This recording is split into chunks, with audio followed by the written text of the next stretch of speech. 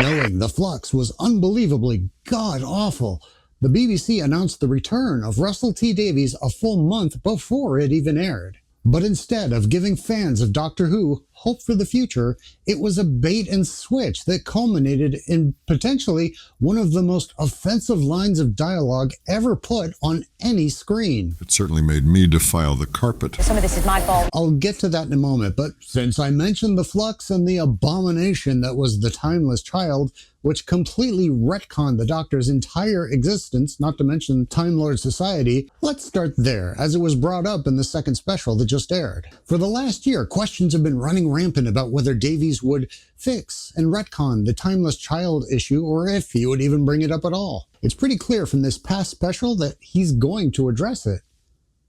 Actually, I take that back. He and Chibnall are really close friends.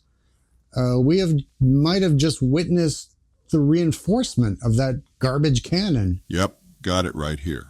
Let's stare that question right in the eye.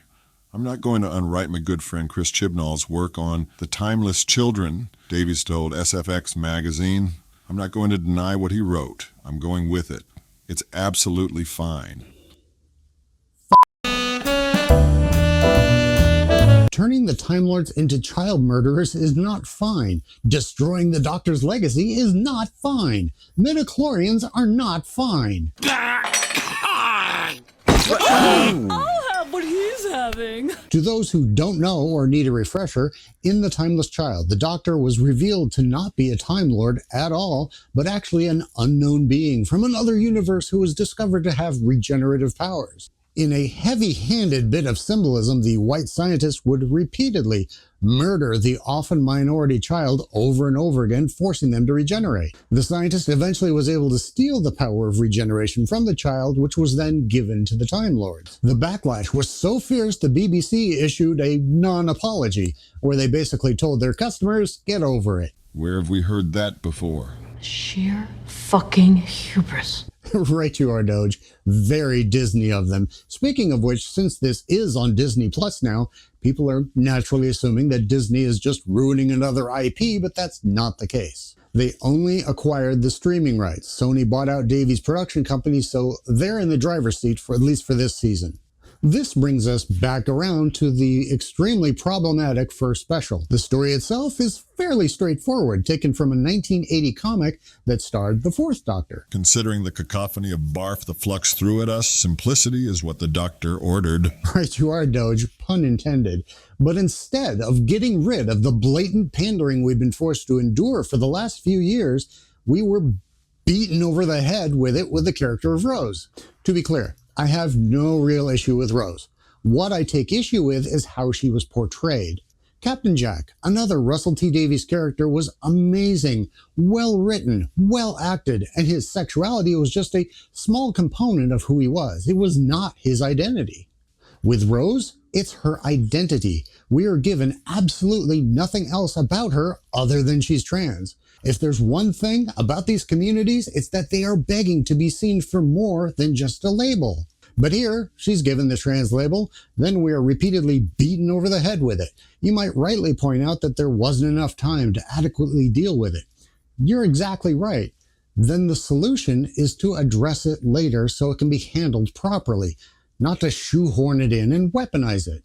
Which brings us to the most offensive line of dialogue I've heard in any media in a very long time. Yes, we know. We know everything. And you know nothing. It's a shame you're not a woman anymore. She'd understood. We've got all that power, but there is a way to get rid of it. Something a male-presenting Time Lord will never understand. Really? Here's a Time Lord who is thousands of years old, met all sorts of species and genders, and very recently was a woman himself, and you're going to say something like that? We're reprimanded for dismissing people's experiences, but you're going to dismiss his? Here's a little litmus test for you, and I encourage you to use this at any time because we see it everywhere, and so much we're not even aware of it anymore. In commercials, TV shows, movies, just about all media. When you see a situation like this, flip the genders. Imagine Jodie Whittaker was standing there and being told that she couldn't understand because she was a woman. Or a female presenting Time Lord. Society and the internet would lose their freaking minds, and rightfully so. The scene would have been absolutely perfect if there had been no dialogue at all. They just hold hands and dissipate the energy. Mother and daughter. Instead, they ruin the moment with a petulant, snarky baseball bat to the head that had no warrant or justification within the context of the story. Now, if the master had been standing there being sexist or his usual dickish self, that would have worked. But you're going to take a shit on the doctor. And not just any doctor, probably the most popular incarnation of all time. That reeks of Disney pulling out the Lucasfilm hero trifecta just to tear them down. Elevating a certain group can be done without doing it at the expense of another. In fact, if you want true equality, it demands it. I started this YouTube channel to review movies and geek culture and my love of those things, not to rate various groups' attempts at pushing agendas. Even the BBC, in a review of their own show, said, and although the show has always been progressive, look at the number of stories over the decades about, for example, threats to the environment, this special is preachy and by the end, little more than a delivery system for the message. But wait, true believers, it gets worse. Put your seatbelts on for this one. All right, shall we punch it? Shortly before the debut of the first special, the BBC featured a Doctor Who segment on their annual Children in Need special. It features Tennant and Gru from Despicable Me. And I'm sitting there going, who is this guy supposed to be? I don't get this. Here it comes. It's Davros. Yes, this Davros. What's going on? I'll let Davies explain. Doge, play the clip. Time and society and culture and taste has moved on, and there's a problem with the Davros of old in that he's a wheelchair user who is evil. And I had problems with that, and a lot of us on the production team had the problems with that, of associating disability with evil. Thank God! Now that everyone can stop associating wheelchair users with being evil, it'll stop this global epidemic of people pushing old folks down the stairs. Come, Frank. Everyone should have a friend like you. This boggles the mind. The idea that people with disabilities can't be evil is one of the most insulting things I've ever heard. Newsflash, they're people. They can be good or bad. But treating them with kid gloves is exactly the thing most of them rightfully despise. And on top of that, this also diminishes the character of Davros.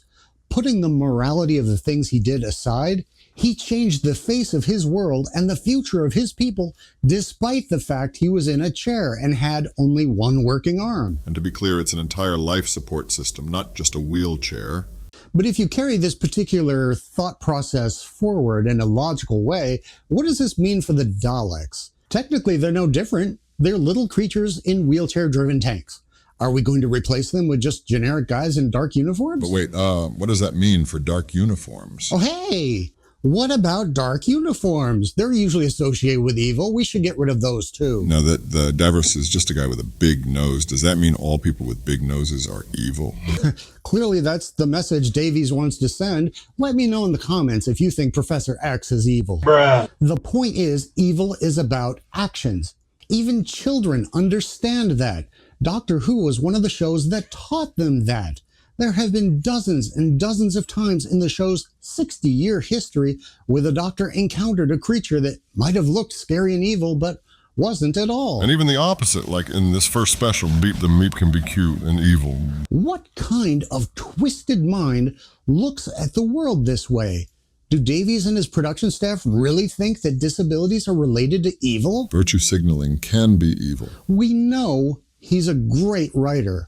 He literally brought Doctor Who back from the grave. He created Torchwood and the Sarah Jane Adventures and so many outstanding characters and stories. Maybe his brain is getting moldy. Which is why I want you to stay fresh, cheesebags. Punch it.